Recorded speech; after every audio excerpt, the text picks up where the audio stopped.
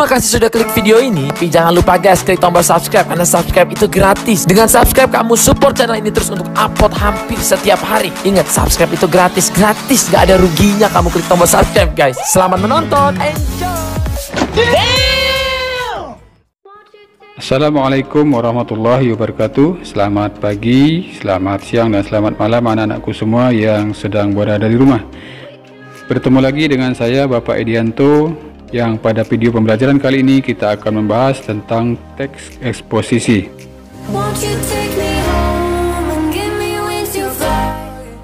Bagian yang saya tandai dengan lingkaran merah ini adalah materi yang akan kita bahas pada video pembelajaran hari ini.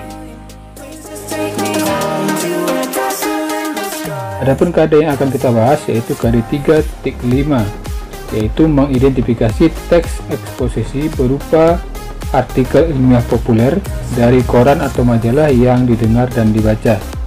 Tujuan pembelajaran yaitu memahami pengertian teks eksposisi, yang kedua memahami gagasan dan fakta dalam teks eksposisi, dan yang ketiga adalah memahami pola pengembangan teks eksposisi. Materi pembelajaran yang akan kita bahas di dalam video pembelajaran kali ini yang pertama adalah tentang pengertian teks eksposisi. Lalu yang kedua tentang unsur-unsur teks eksposisi.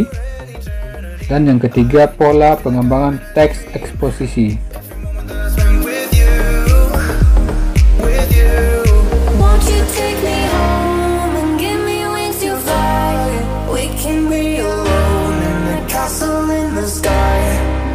Baik anak-anakku semua, di layar kalian sudah tertera dua pengertian teks eksposisi.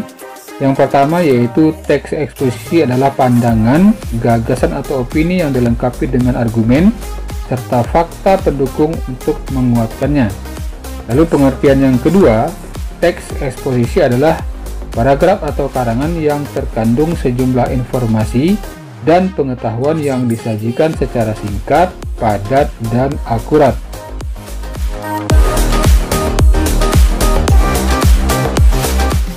Selain itu, ada juga pendapat lain yang menyatakan bahwa teks eksposisi adalah jenis atau ragam teks yang memiliki fungsi menyampaikan gagasan-gagasan berupa pemikiran tentang suatu topik. Nah, paragraf eksposisi ini bersifat ilmiah atau dapat dikatakan non-fiksi.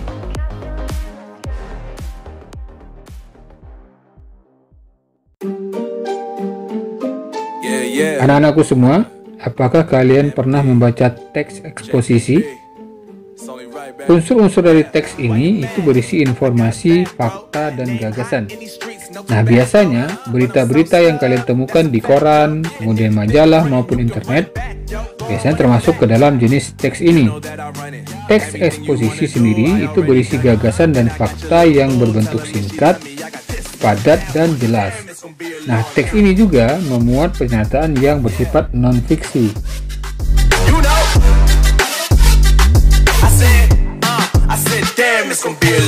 Di dalam koran atau majalah, teks semacam ini dapat ditemukan pada halaman editorial yang menyajikan pandangan dan argumen mengenai peristiwa tertentu.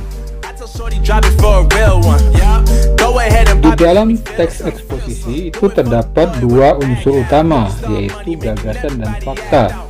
Nah, gagasan disebut juga dengan ide atau pendapat atau opini.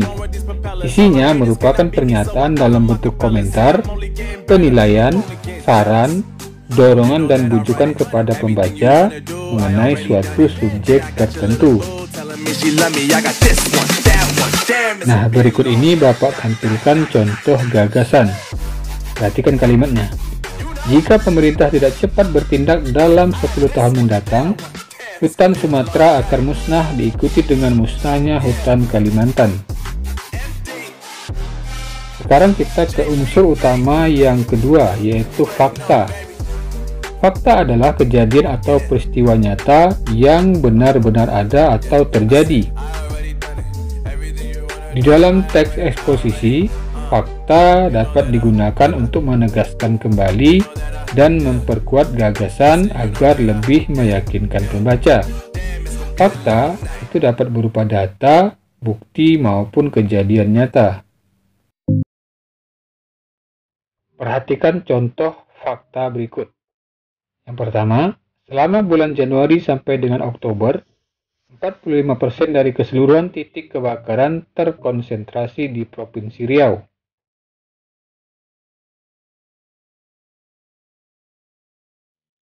Yang berikutnya, kemudian pada bulan Oktober terjadi kenaikan jumlah titik kebakaran yang cukup signifikan di Provinsi Riau, Sumatera Barat, dan Jambi.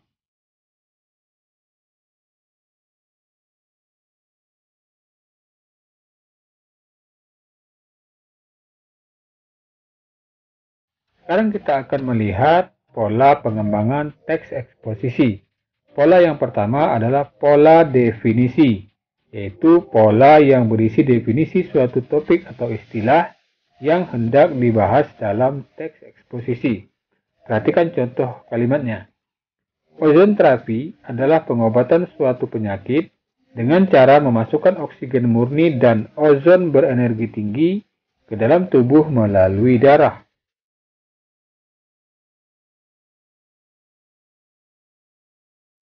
Pola yang kedua adalah pola proses. Pola proses merupakan pola yang berisi penjelasan tentang proses membuat atau menjalankan sesuatu. Perhatikan contoh kalimatnya. Terjadinya banjir berawal dari kebiasaan buruk masyarakat yang membuang sampah di sungai. Banyak sampah di saluran sungai membuat saluran tidak berfungsi.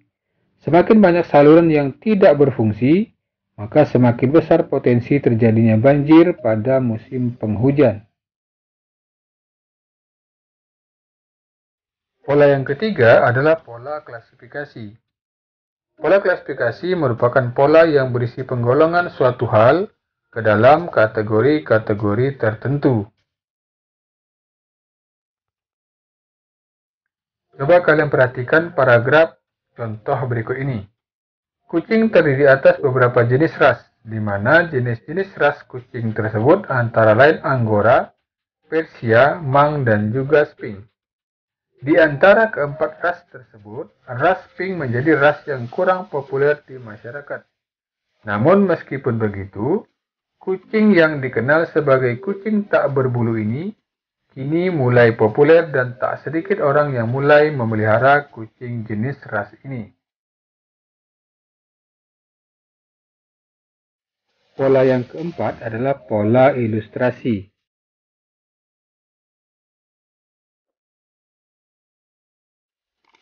Pola ilustrasi merupakan pola yang memberikan gambaran sederhana tentang sesuatu dengan sesuatu lainnya yang memiliki kesamaan. Perhatikan contoh berikut.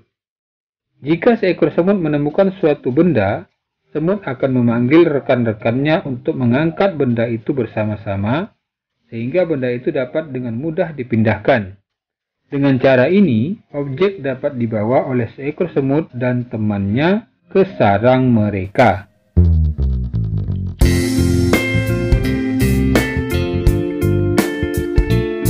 Ilustrasi ini sangat cocok untuk membandingkan pentingnya kerjasama dalam suatu kelompok. Jika suatu kelompok ingin membawa kelompok mereka ke sukses, maka semua anggota kelompok harus berpartisipasi untuk membawa kelompok ke tujuan. Oleh karena itu, tujuan suatu grup tidak dapat dicapai oleh satu anggota grup. Karenanya, kerjasama antar anggota kelompok sangat penting dalam upaya mencapai tujuan kelompok. Yang kelima adalah pola perbandingan. Pola perbandingan merupakan pola yang menjelaskan sesuatu, tetapi ditulis dengan membandingkan hal pertama dengan hal berikutnya yang dianggap lebih mudah untuk dipahami. Perhatikan contoh berikut. Sekarang, cilok tidak hanya dikukus, tetapi dapat disiapkan dengan menggoreng atau saus. Berbagai metode pengolahan ini juga memberikan kehidupan pada beberapa varian cilok, mulai dari cilok goreng, cilok bakar, hingga kaldu cilok. Semua varian cilok ini memiliki rasa yang khas dan layak untuk dicoba. Sekarang perhatikan paragraf pembandingnya. Tidak hanya cilok, bakso juga menjalani serangkaian variasi dalam pemrosesan, di mana bakso sekarang tidak hanya kaldu, tetapi mereka juga dibakar dan juga digoreng. Variasi pengolahan bakso juga membuat varian bakso semakin kaya, di mana sekarang ada bakso goreng dan bakso bakar yang merupakan variasi baru bakso. Kemudian yang keenam adalah pola laporan. Pola laporan merupakan pola yang mengemukakan laporan dari sebuah berita atau penelitian tertentu, disertai dengan data-data yang valid dan tidak memiliki pendapat satupun di dalamnya. Perhatikan pula contoh berikut ini. Wayang adalah seni pertunjukan yang telah ditetapkan sebagai warisan budaya asli Indonesia. UNESCO, lembaga yang membawahi kebudayaan dari PBB, pada tanggal 7 November 2003 menetapkan wayang sebagai pertunjukan bayangan boneka tersohor dari Indonesia, sebuah warisan mahakarya dunia yang tidak ternilai dalam seni bertutur. Wayang dapat dibedakan berdasarkan bahannya, yaitu wayang kulit yang terbuat dari kulit hewan ternak, wayang wong berarti wayang yang ditampilkan oleh orang, wayang golek, wayang suket, dan wayang motekar. Anak-anakku semuanya, demikianlah pembahasan materi tentang pengertian, unsur-unsur dan pola pengembangan teks eksposisi. Sampai jumpa di video pembelajaran saya selanjutnya. Terima kasih. Wassalamualaikum warahmatullahi wabarakatuh.